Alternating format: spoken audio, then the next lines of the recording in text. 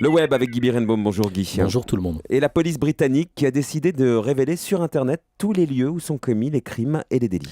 Oui, Marc-Olivier, la sécurité est devenue partout un enjeu politique majeur et les campagnes électorales tournent de plus en plus à l'affrontement autour de statistiques.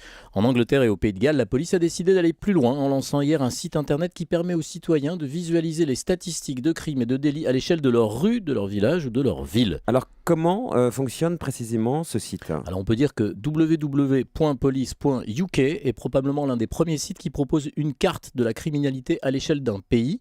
Des sites du même genre existent déjà dans plusieurs villes américaines et je vous avais parlé, si vous en souvenez, en octobre d'un réseau social nommé Harassmap qui permettait de géolocaliser les agressions sexuelles de femmes au Caire. Là, c'est bien plus large. Alors quel genre de crimes et de délits sont signalés cette fois-ci? Les internautes s'inscrivent sur la page d'accueil, entrent le nom de leur localité, leur code postal. À partir de là, 6 catégories sont affichées rue par rue: cambriolage, vol, atteinte au véhicule, criminalité violente, comportements antisociaux et une catégorie autres crimes dans laquelle sont rangés les viols afin d'éviter une localisation trop précise des victimes. Et quelle est l'intention donc de la police avec ce site, Guy? La ministre de l'Intérieur, Theresa May, explique qu'elle veut donner aux gens les vrais chiffres et inciter la police à rendre des comptes. On croirait du Brice Hortefeux ou du Nicolas Sarkozy. Et comment est perçue l'initiative en Grande-Bretagne alors?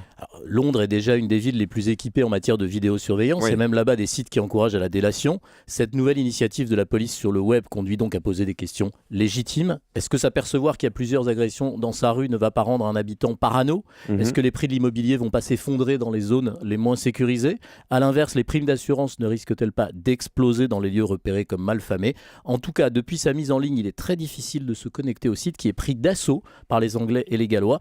Shakespeare doit se retourner dans sa tombe dans la petite église de la Trinité à Stratford-upon-Avon. Lui qui écrivait dans Macbeth: la sécurité est la plus grande ennemie des mortels. Autre temps, autre mœurs. Merci Guy Birenbaum et à demain. À demain.